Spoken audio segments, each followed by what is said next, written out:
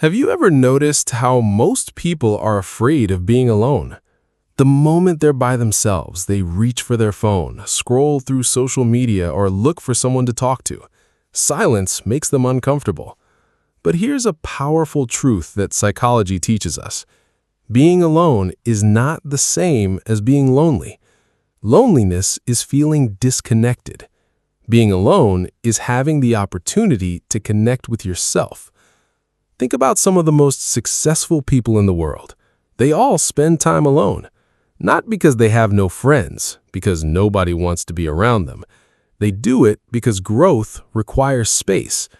Imagine trying to hear a whisper in the middle of a loud concert. It's impossible. Your goals, your dreams, your intuition, those are whispers.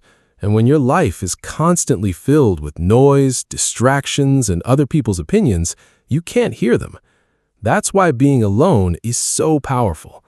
When you're alone, you start thinking for yourself instead of following the crowd. You stop comparing your life to everyone else's highlight reel. You become more aware of your strengths, your weaknesses, and the areas where you need to improve. Many people spend years trying to discover who they are, but the truth is, you don't find yourself in the crowd. You find yourself in moments of solitude. Some of the greatest ideas in history were born when people were alone. Not because isolation creates genius, but because silence creates clarity, and clarity creates action. Now, this doesn't mean you should avoid people. Humans need connection. But there's a difference between enjoying relationships and depending on them for your happiness. The strongest people know how to do both. They can enjoy company, but they can also enjoy their own presence. They don't need constant validation. They don't need someone else to tell them they're valuable.